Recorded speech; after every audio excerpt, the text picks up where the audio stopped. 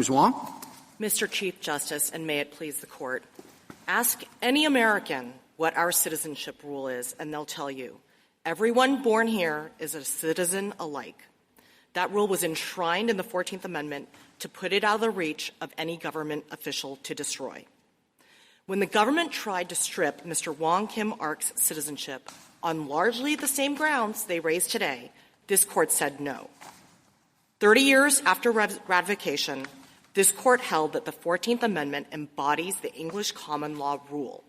Virtually everyone born on U.S. soil is subject to its jurisdiction and is a citizen. It excludes only those cloaked with a fiction of extraterritoriality because they are subject to another sovereign's jurisdiction, even when they're in the United States. A closed set of exceptions to an otherwise universal rule. My friend has now clearly said that the government is not asking you to overrule Wong Kim Ark. That is a fatal concession, because Wong Kim Ark's controlling rule of decision precludes their parental domicile requirement. The dissent understood that, and the majority tells us 6 times in the opinion that domicile is irrelevant under common law. Lynch versus Clark was already the dominant American case on citizenship, and it held that the U.S.-born daughter of temporary visitors from Ireland who took the baby back to Ireland with them, that daughter was a U.S. citizen.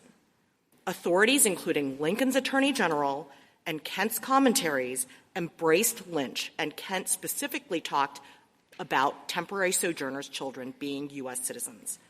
Justice Field said in 1884 that reflected the general understanding.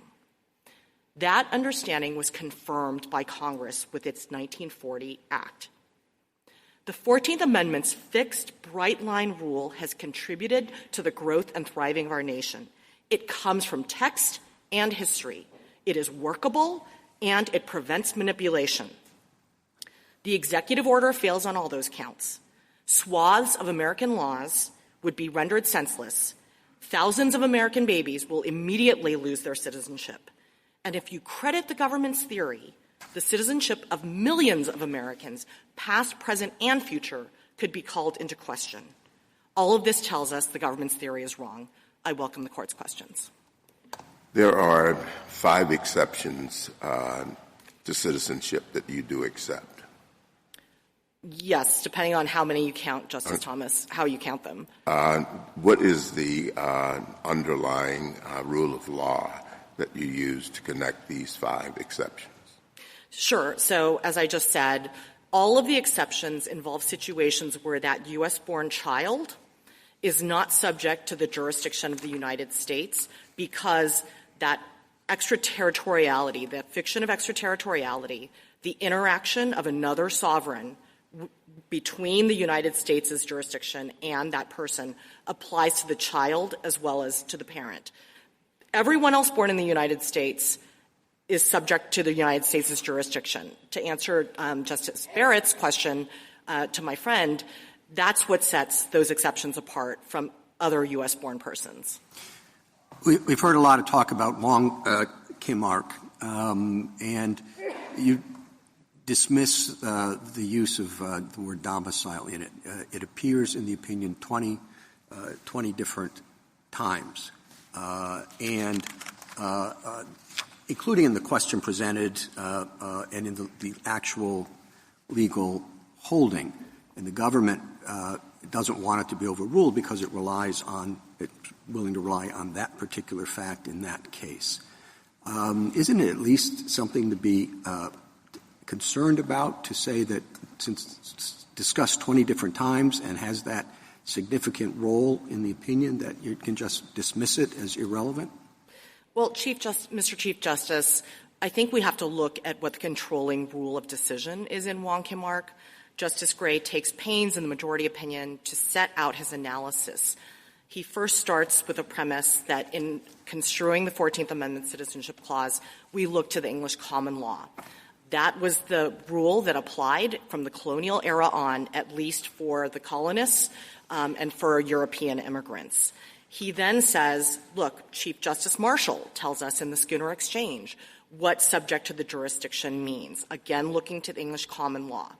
Under English common law, if you are born in the dominions of the sovereign, you owe natural allegiance. And those who are present in the dominions of the sovereign owe temporary allegiance for as long as they're present.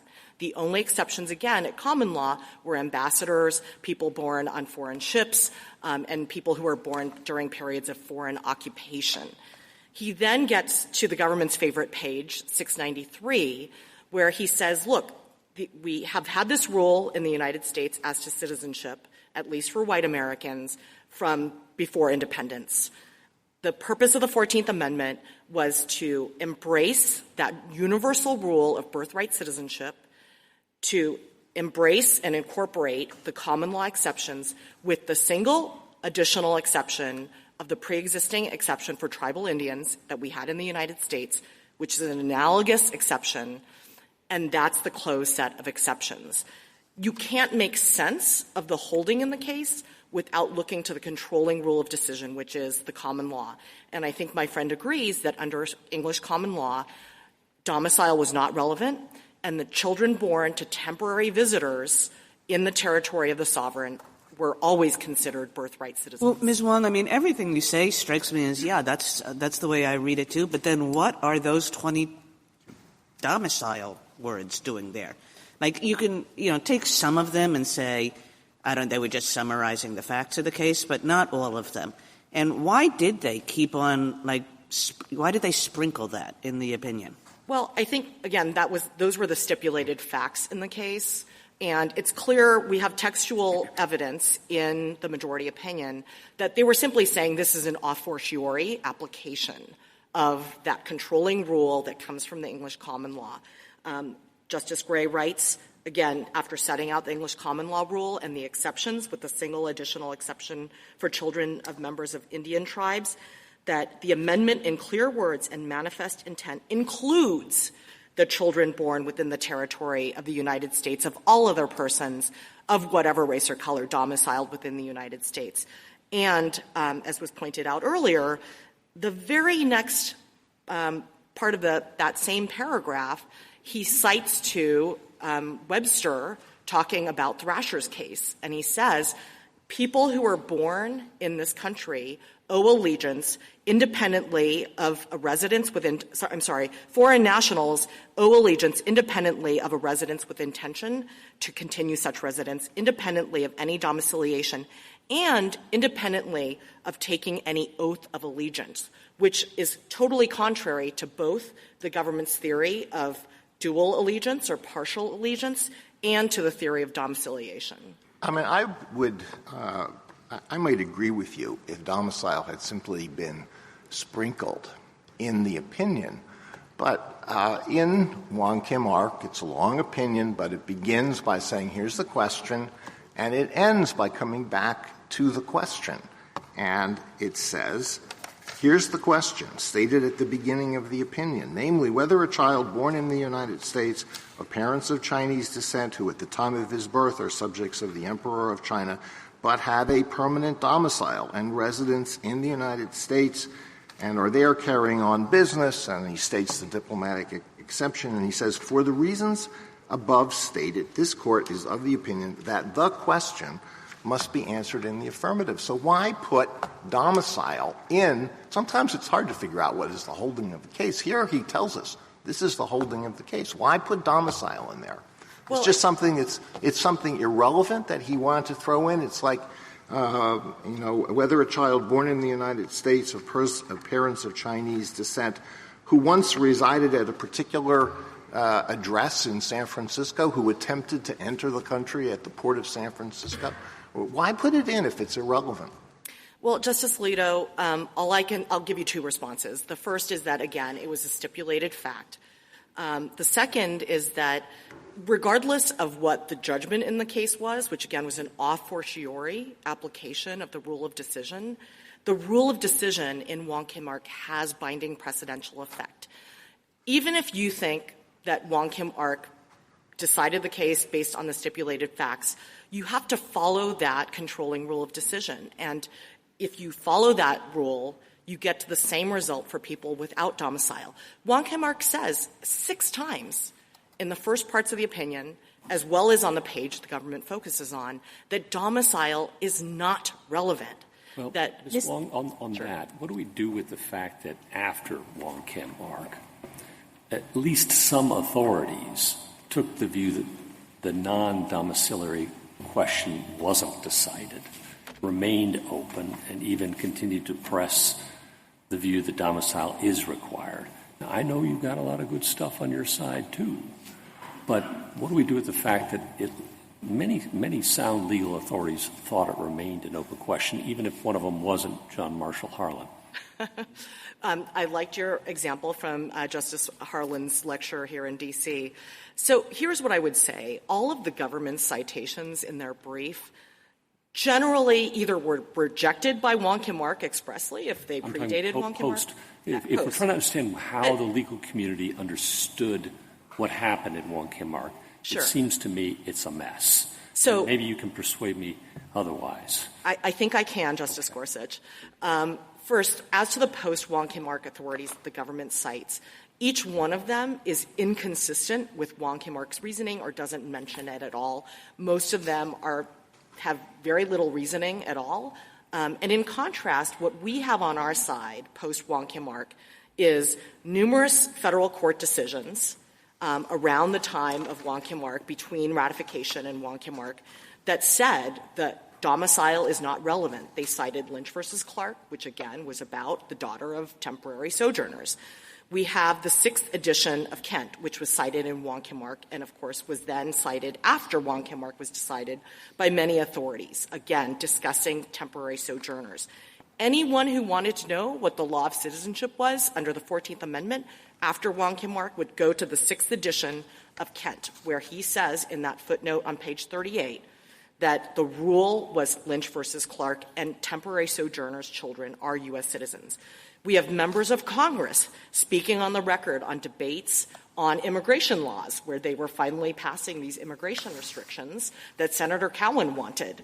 And they all stated either that Lynch was the rule, that Attorney General Bates had stated the rule, again citing Lynch, or Kent, and stating the rule that everyone born in the U.S. is a citizen, and saying, look, the children of Chinese immigrants, these immigrants who are unwelcome, these immigrants that Congress is now trying to bar from entering the United States, if their children born in the United States are citizens. We have in 1896, so a couple years before Wang Kim Ark, but in 1896, State Department regulation, which said the U.S.-born children of foreign nationals are U.S. citizens, excepting only the children of ambassadors. And then you have Marshall Woodworth, who is a U.S. attorney who writes in a law review article that he's talking specifically about temporary sojourners' children, and he says, I don't think that's a good rule from a policy perspective, but that's the general rule. Ms. Wang, can I offer a possible explanation for why Justice Gray made a point of putting domicile in what he said was the holding of the case? And it is this. Wang Kim Ark and his parents, had they come to the United States from Europe, could have been naturalized. But because they were Chinese, they could not be naturalized. And they had done everything that they could to make themselves Americans by establishing a domicile in the United States. And so that's what this was about. He couldn't get naturalized because of a racist law, but they had done everything they could to become part of the American society. At the same time, there were many, many men who were horribly exploited, brought to the United States to work on the Transcontinental Railroad, to work in mines. They were worked to death. They were treated horrifically. But they were not — they were overwhelmingly men. There wasn't an indication that they would stay here, they could stay here, they didn't have permanent homes. And the opinion is drawing a distinction between those two categories of people who would have been well understood at the time when Wang Kim Ark was decided. No, Justice Alito, I don't think that's a plausible explanation for why domicile is mentioned in Wang Kim Ark because, again, the controlling rule of decision based on the English common law and cases from Schooner Exchange to Lynch versus Clark to State versus Manuel, which was the North Carolina decision that said, look, the rule in the United States from independence on has been the English common law rule.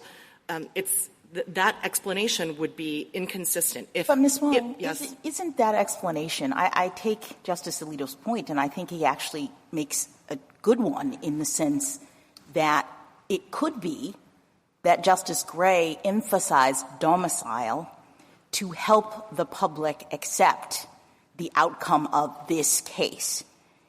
You're suggesting that the emphasis on domicile was not a part of the rule, meaning he wasn't saying you had to be like a foreigner who is doing everything they can and who can't be naturalized. But he might have emphasized those facts in this case precisely because Chinese immigrants were unwanted, precisely because he had to get this out into the public, and people were going to say, whoa, you're saying these people have to, this baby has to be a citizen?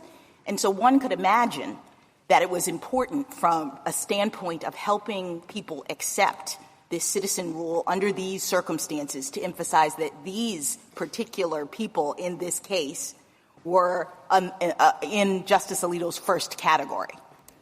I think that is very possible, Justice Jackson, and as evidence of that, I would point to the fact that if you look at the briefing in Wang Kim Ark, you'll see that even though the parties had stipulated in the district court that Wang Kim Ark's parents were domiciled in the United States, when the case came to the Supreme Court, the government's brief argued that it was impossible for Chinese immigrants to have domicile because they expressed the view that was common among people who opposed immigration by Chinese nationals to the United States. There was a common view that Chinese people were inherently temporary sojourners in the country.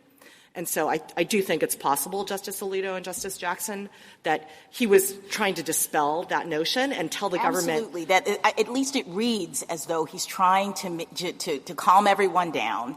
These particular people were domiciled, but we're following the English common law rule.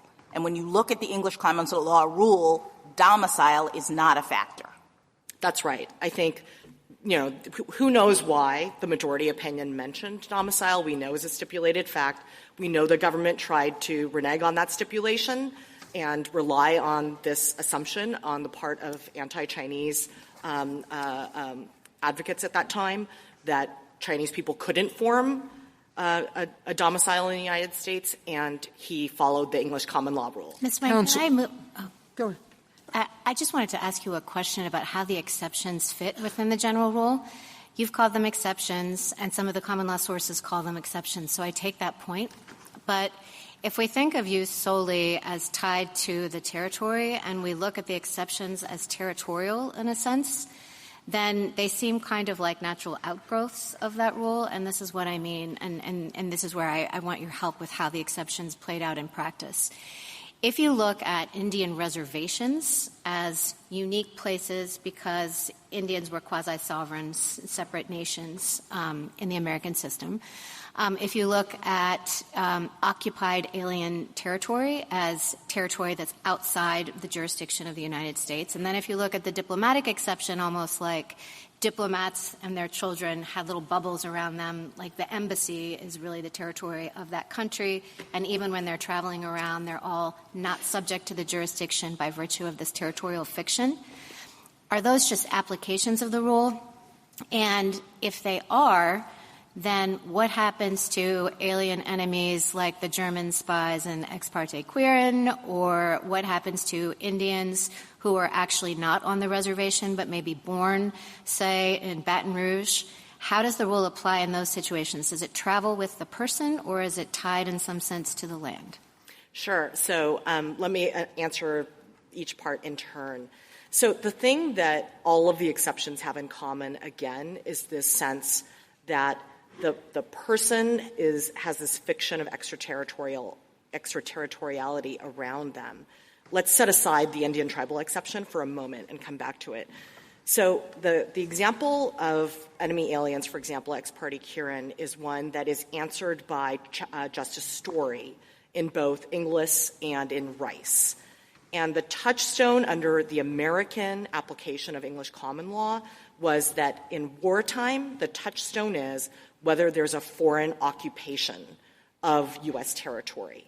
So, and that's, just to interrupt for 1 second sure. to clarify, and that is territorial. Sometimes it just seemed to me that the rule varied. Sometimes it was stated as enemy alien, and sometimes it was focused on occupied territory. Sure. So the rule, I don't think there's a separate rule for enemy aliens, and the government's briefs describe the exception as an enemy alien exception. I don't think that is the best way to think about it.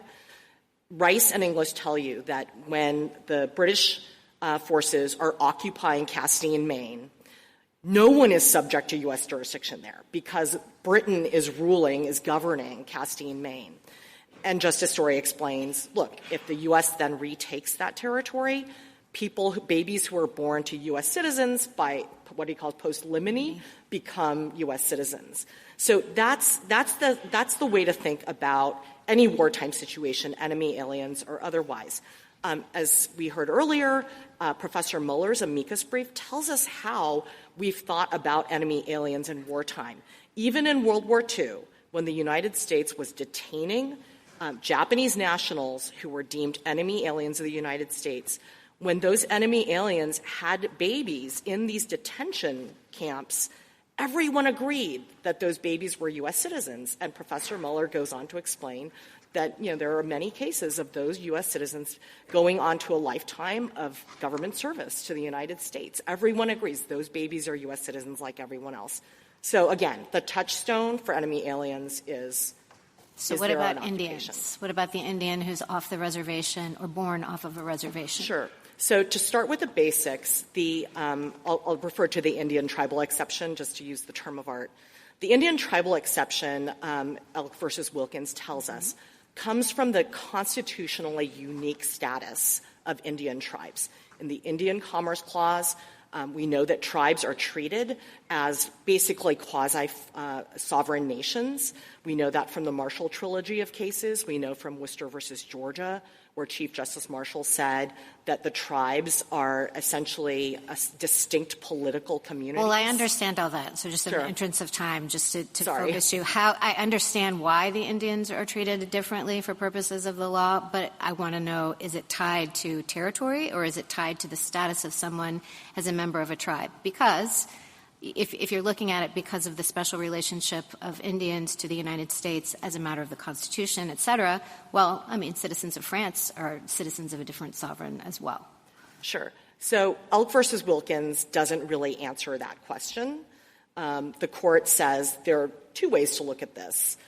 Either you look at it as the tribal member is like an ambassador, or you can look at it like there's a territoriality issue where people are born on tribal lands, and therefore they're essentially, I think Justice Gray says at one point, we might as well be talking about someone who's born in Mexico. Well, there's a lot in Elk, and some of it's not terribly helpful for you, it seems to me, because Justice Gray, strikes again, says that they may be subject in some degree or respect to the United States. So there's some jurisdiction. He says they're born in the geographic limits. They are in a geographical sense born in the United States. But because they are not completely subject to the jurisdiction of the United States and owe allegiance distinct from the United States, that's what takes them outside. And that language sure sounds a lot like the Solicitor General's presentation today. To the contrary, Justice Gorsuch, I embrace that part of Elk versus Wilkins' holding. Justice Gray, of course, wrote both Wang Kim Ark. I know, and it's a struggle. Sure. Let me try to help you out with that.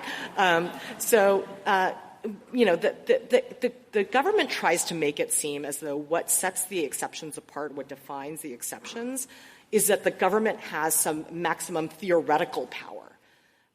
The government could have exercised plenary regulatory power over the tribes, and therefore that's the same situation as a foreign national in the United States.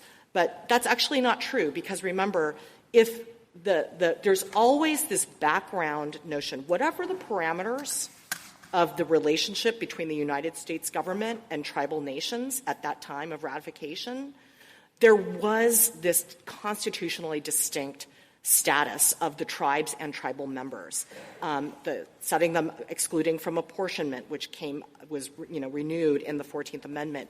And that's not true of foreign nationals. If the government were right that the question is what's the maximum theoretical power the government has, there would be no ambassador exception because, of course, the United States could decide in some instance to go ahead and prosecute an ambassador. There would be inter-sovereign comity considerations there. That's how you define the exceptions. And as Wong Kim Ark says, Elk versus Wilkins has no bearing on the question of foreign nationals. Ms. Wang, on the earlier answer you gave to Justice Gorsuch on the temporary sojourners cases, those were distinct cases, correct, where the parents had come to the U.S. and didn't want to give citizenship to their kids, took them out immediately, correct? I'm sorry, Justice Sotomayor, I'm not sure which cases you're referring to. All right. That we can look at. Okay. Ms. Wang, would you agree that the citizenship test in the 14th Amendment is the same as the test in the 1866 Civil Rights Act? So the words are obviously different. What Wong Kim Ark tells us and what the debates tell us is that the framers, it was the same Congress, obviously, framing both. Congress was trying to do the same thing with both the 1866 Act and with the 14th Amendment. They wanted to capture the common law exceptions and the Indian tribal exception. They started out with the two separate phrases, not subject to any foreign power, plus excluding Indians not taxed. And as Justice Gray described it in his majority opinion in Wong Kim Ark, they decided to switch to the affirmative phrase, subject to the jurisdiction. Yeah, well, do they mean the same thing? And wouldn't it be very odd if the citizenship test in the 14th Amendment were broader than the citizenship test in the 1866 Civil Rights Act, particularly in the light of the fact that the 1866 Civil Rights Act was reenacted after the adoption of the 14th Amendment and remained in place until 1940? Sure. The framers were trying to do the same thing with the language in both. Okay. So then I think we can turn to the language of the 1866 Civil Rights Act because it's more straightforward. Subject to the jurisdiction thereof is like the puzzle wrapped in an enigma, wrapped in a mystery. But not subject to any foreign power is pretty straightforward. So let me give you these examples. A boy is born here to an Iranian father who has entered the country illegally. That boy is automatically an Iranian national at birth, and he has a duty to provide military service to the Iranian government. Is he not subject to any foreign power? Not within the meaning of the 1866 Act, Justice Alito. And that's clear from Wong Kim Ark, and it's clear from the debates. What the framers meant by the phrase not subject to any foreign power was referring to the ambassador exception. If it meant what the government contends, basically not a subject of any foreign power, that another country considers you a jus sanguinis citizen, then lawful permanent residents, all foreign nationals. Well, ordinary public meaning of that would certainly encompass that boy, would it not? Justice Alito, if you think that the language of the 1866 Act was ambiguous, as Wong Kim Ark says, the shift to the language of the 14th Amendment, which is the operative text, certainly clears up any ambiguity. What I said about a boy born to an Iranian father is true of children born here to parents who are nationals of other countries. If I'm correct, it's true to a child who's born here to Russian parents. It's true to a child who's born here to Mexican parents. They're automatically citizens or nationals of those countries and have a duty of military service. It sure seems like that makes them subject to a foreign power. But again, Justice Alito, that would have meant that the children of Irish, Italian, and other immigrants, which Wong Kim Ark refers to and the framers refer to, would not have been citizens either, because if the only test is whether that U.S.-born child is considered a citizen by another country under their jus sanguinis laws, then no foreign nationals' children would be included in all of those cases, the parents could be naturalized, and then the children would be derivatively naturalized when the parents were naturalized. Wang Kim Ark, I'm sorry, the red light is on. Wang Kim Ark has a passage explaining how this court should treat dicta. And it quotes something that John Marshall said. It is well, this is quoting from Wang Kim Ark, it is well to bear in mind the oft-quoted words of Chief Justice Marshall, it is a maxim not to be disregarded, that general expressions in every opinion are to be taken in connection with the case in which those expressions are used. If they go beyond the case, they may be respected, but ought not to control the judgment in a subsequent suit when the very point is presented for a decision. So does that fall within the, what's good for the goose is good for the gander rule? That's how Wang Kim Ark treats what was said in the slaughterhouse cases. Should we apply that same rule to Wang Kim Ark itself? Wang Kim Ark tells you what to make of the slaughterhouse dicta. It was dicta. The issue of citizenship was not at play in slaughterhouse. And in contrast, the parts of the holding, the parts of the decision that I alluded to are the controlling rule of decision. Again, we look to the English common law in construing the 14th Amendment. Thank you, counsel. Justice Thomas? Anything further, Justice Alito? Well, just a couple more questions. So if those who framed and adopted the 14th Amendment had wanted to limit the citizenship test to just those specific groups that you concede fall outside the birthright citizenship rule, why didn't they refer specifically to those groups?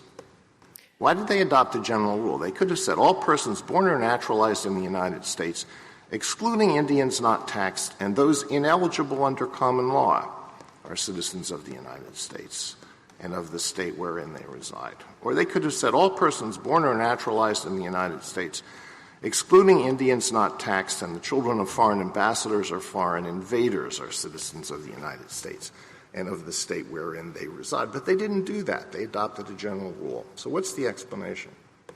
I would say the Wang Kim Ark tells us what the explanation is, that the framers of the 14th Amendment, after overriding President Johnson's veto, wanted to adopt a universal rule with a closed set of exceptions.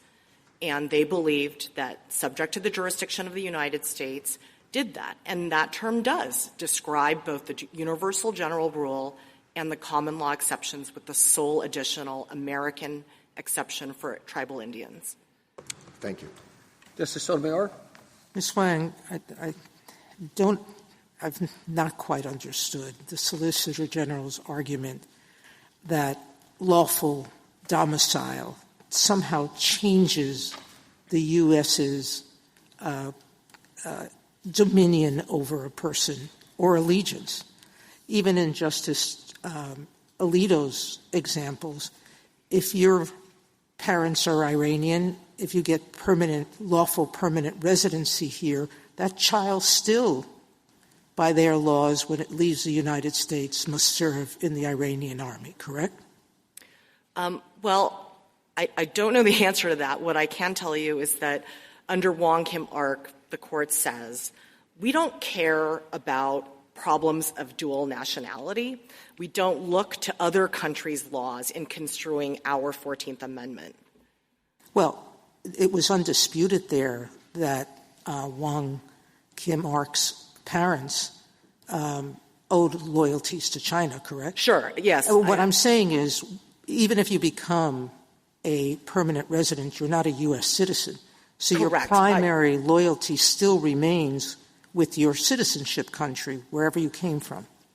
That's right, Justice Sotomayor. I take your point now. You understand what I'm saying. And during temporary whether it's lawful or unlawful, temporary presence in the United States, you are subject to the U.S. laws, correct?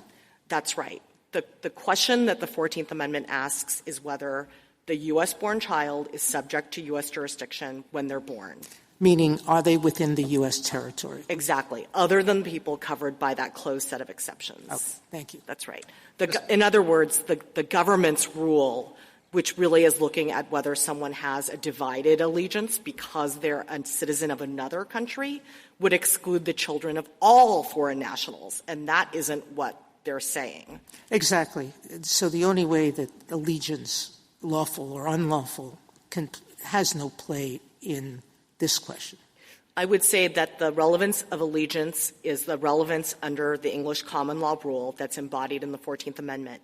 All persons born in the territory of the sovereign owe natural allegiance. Except for the three limited exceptions. Precisely. Justice Kagan? I think I'd like to take you back to the first question that Justice Alito asked General Sauer, and it was this question of what do we do if we think we have a new problem that didn't exist at the time of the 14th Amendment? I don't think, actually, that the U.S. government argues the case this way, but let's put the U.S. government's arguments aside and just ask something like, well, everything that you're saying would suggest an answer to the question of people who the children of people who are temporarily in the U.S. but here lawfully. Is there any way that there might be a different answer with respect to the children of people who are here unlawfully because of this new problem issue that Justice Alito has raised? No, there is no difference. And, of course, the government's arguments as to people who are unauthorized immigrants in this country all runs through and hinges on their domicile requirement. The first thing I would say in response is that, once again, it's crystal clear from Wang Kim Ark and from the debates that the framers of the 14th Amendment meant to have a universal common law rule of citizenship subject to a closed set of exceptions. And we can't take the current administration's policy considerations into account to try to re-engineer and radically reinterpret the original meaning of the 14th Amendment. The second point I would make is that, in fact, the framers did consider the concept and the actual problems of immigration that were coming up at that time. In addition to this, notable exchange between Senator Cowan and Senator Conness, where Cowan says, if we have this citizenship clause as part of the Constitution, we are going to encourage these gypsies, what he called gypsies, Roma, in Pennsylvania, whom he characterized as invaders, trespassers, and lawbreakers, will encourage them to come into our country because their children will be citizens. He says, Senator Conness, in your state of California, you will be facing a mass flood of Chinese immigration if we adopt the citizenship rule. And Senator Conness himself, an Irish immigrant, says, yes, and I am voting for that because I believe in citizenship by virtue of birth without regard to parentage. And the third point I would make is an historical one, which is that recall that at the time the framers are thinking about birthright citizenship, there had just been 15 or 20 years of unprecedented immigration from Ireland. The Know-Nothing Party was dominant in the 1850s, just a decade earlier, and they were vehemently opposed to Irish immigration. They believed Irish Catholic immigrants were unassimilable and could never become Americans. But even the Know-Nothing Party, members of Congress, believed that the children born in the United States to those Irish immigrants were citizens like anyone else. That's the intuition that the framers of the 14th Amendment had. Contrary to the government's arguments now, they wanted to grow this country. They wanted to make sure we had a citizenry to populate the military, to settle the country. And they also had an intuition that was consistent with the founding aversion to inherited rights and disabilities. Thank you. Justice Gorsuch? Justice Kavanaugh? On Lynch v. Clark, which you cite several times in the briefing today, which I appreciate, the government's response is that decision was questioned at the time and went unmentioned in congressional debates about the 14th Amendment. I just want to get your response to that point on Lynch. Sure. Not true, though Lynch was not specifically mentioned by name in the 14th Amendment debates. It was a couple months earlier in the debates on the 1866 Act, where Senator Lawrence talks about the great case of Lynch versus Clark, where it was conclusively shown that all children born here are citizens without any regard to the political condition or allegiance of their parents. And then, of course, they discuss the children of temporary sojourners elsewhere without mentioning Lynch. Just want to isolate a point that you've mentioned, which is if the 14th Amendment used the phrase not subject to any foreign power, to give a much tougher argument. And then earlier, I think you indicated that that's what they meant, even though they didn't say it. I just want to give you a chance to unpack that, because I think that's sure. If it said that, I think our history would be a little different, and I think the text, even put aside the history, because that's speculation, the text would be quite a bit different. Sure. So let me answer in three parts. The first is that Wang Kim Ark tells us that the court already dealt with this and said, look, the framers were trying to do the same thing with the language of the 1866 Act. To the extent you think that the language is ambiguous or not as good, let's look at the operative text subject to the jurisdiction thereof. The second point I would make is that it's clear from the debates that the framers, in using the phrase not subject to any foreign power, were thinking about ambassadors. And I believe that Senator Wade at one point says, well, I wanted to start with the phrase, all persons born in the United States are U.S. citizens. But then I thought, oh, wait, we have these temporary visitors. In fact, the government points to this quote.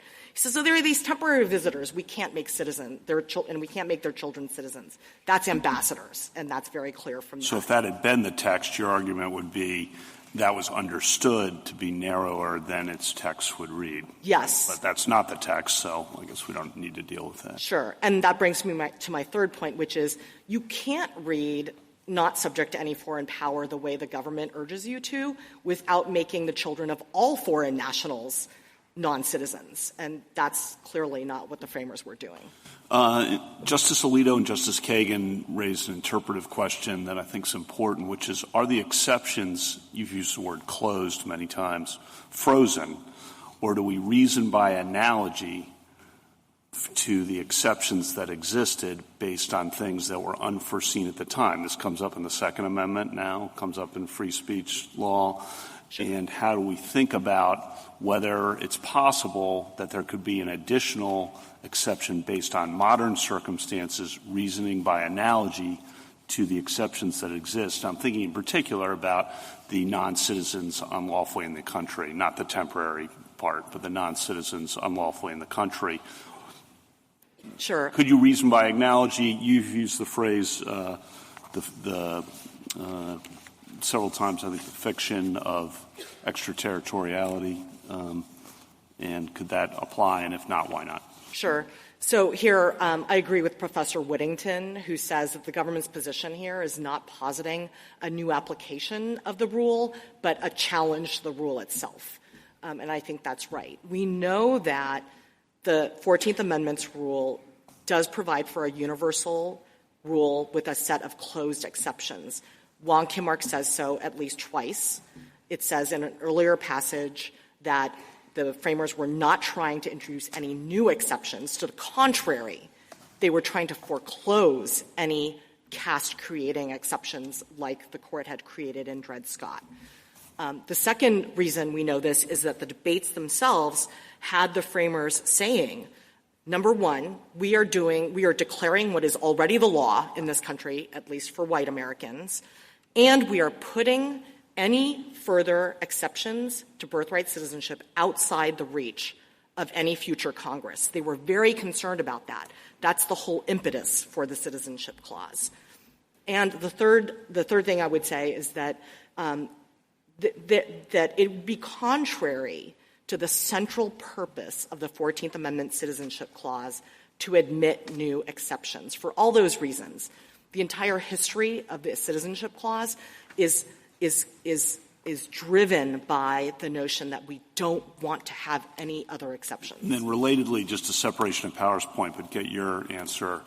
I understand your point about the executive order, but Congress's authority under Section 5 of the 14th Amendment, I guess the answer you just gave means they don't have any authority to look at this, even if they passed it 435-0 in the House and 100-0 in the Senate and said we're carving out a new, by analogy to the existing categories, a new exception. Your point is no, they're closed, they're frozen forever. Correct. And the way I would put it is that the Citizenship Clause of the 14th Amendment, again, has a universal rule with a closed set of exceptions. It sets a floor. So the Congress has, under the Naturalization Clause, the power to expand citizenship to other people not covered by the 14th Amendment, and obviously they have in many ways, but they can't go below that floor that the Constitution sets. I think Mr. Sauer acknowledged that, and you mentioned this in your opening, that if we agree with you on how to read Wang Kim Ark, then you win. So that could be if we did agree with you on Wang Kim Ark, that could be just a short opinion, right? That says the better reading is respondent's reading. Government doesn't ask us to overrule. Affirmed. Yes. That's. Then last question, though. Why would we address the constitutional issue? This is the last one. Why would we address the constitutional issue, given your argument on the statutory? Our usual practice, as you're well aware, of course, is to resolve things on statutory grounds and not to do a constitutional ground. Sure. I think we obviously have these two paths to a win here. We're happy to win on either or both of them. I do think it would be prudent for the Court to reaffirm its decision in Wang Kim Ark, where it's a landmark decision about the definition of national citizenship in this country. I just think it would be prudent for the Court to go ahead and reaffirm that. But, of course, we're happy to take a win on any ground. Thank you. Thank you. Justice Jackson? I'm sorry, Justice Barrett. So I have a question about the exceptions again. So in your interchange with Justice Kavanaugh just now, you were talking about it as a closed set of exceptions.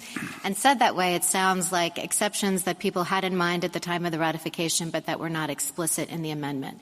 But I took your brief to be arguing that subject to the jurisdiction thereof is the language in the 14th Amendment that refers to those exceptions. Am I right? That's right. Okay. It describes them. It describes them. And would you say, this goes back to a question that Justice Gorsuch asked General Sauer, our relationship to the Indian tribes is different today than it was at the time that the 14th Amendment was ratified. Let's put aside Section 1401. Is a tribal Indian born on a reservation today, on tribal land, a natural-born citizen under the 14th Amendment? Under the 14th Amendment, no. Of course, Congress has provided for citizenship for all tribal members in the 1924 Act. By statute. And so is that because what's subject to the jurisdiction of meant when you say closed set of exceptions? It means that the jurisdiction as it existed at the time of the 14th Amendment is still the jurisdiction today?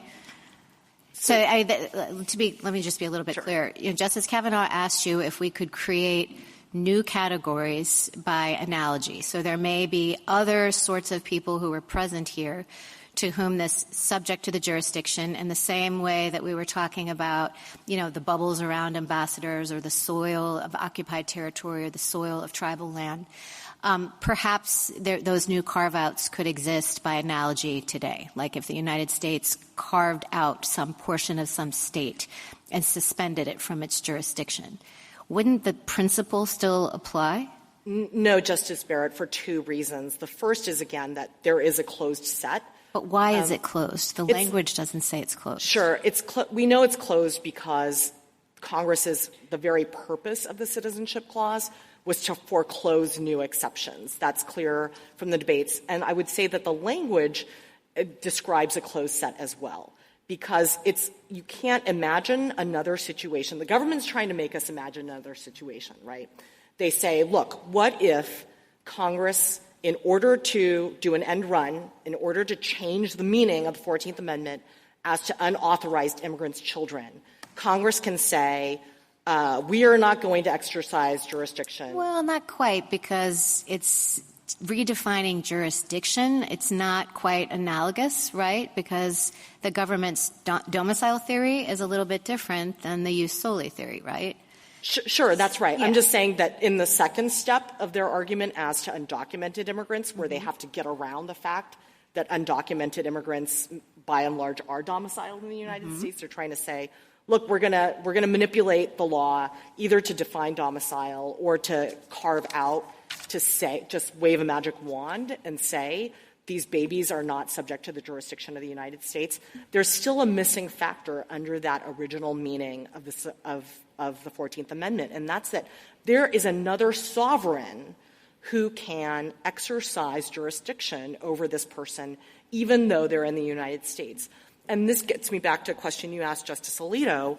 The difference between an ordinary non-ambassador foreign national and everyone who's subject to one of those jurisdictions is that even if you take the government's argument and say a foreign national is subject to their country of nationality's jurisdiction in the United States, it's actually not true. If I'm a French national in the United States, France cannot come into the United States, arrest me, and try me for a crime under French law. And that's what sets ordinary foreign nationals apart from ambassadors. Well, no, I mean, I understand. That wasn't quite the hypothetical. I understand that. Let me just ask you. No, that's okay. Let me just ask you one last question about Indians. So I gather what you're saying is that Congress cannot expand the set of, we'll call them exceptions, right? But you're saying it can't contract them either, and that was the Indian example. So what if, again, putting aside Section 1401, what if our relationship with tribal Indians has changed so much that we would say, no, Indians really are fully subject to the jurisdiction of the United States in the way any other, natural-born citizen is? You're saying that that doesn't change the constitutional status of Indian citizenship. Let me be clear. What I'm saying is that the meaning of the 14th Amendment is we have to go with the original public meaning. And obviously at the very time that the framers were, thinking about the 14th Amendment, at the time of ratification, that relationship between the United States and tribal nations was in flux, right? The government has made various arguments about Congress's authority, but the way the framers thought about it and the way that Wang Kim Ark describes it is that there was a unique constitutional status, unlike any other relationship between sovereigns in all the world, between the United States and the Indian tribes.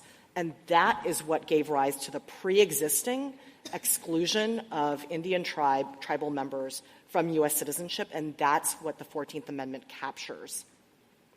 Justice Jackson? So I want to understand how you are responding to the government's argument that because temporary visitors and undocumented immigrants are still governed by their home countries, and in the government's take on this, you can't have you can have allegiance to two different sovereigns.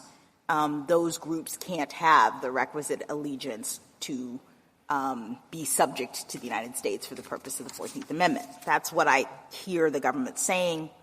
But I do think that seems to rest on a different understanding of allegiance than what was in the English common law, and that when we understand what the English common law thought about allegiance, you can see that you can have allegiance to two different sovereigns at the same time.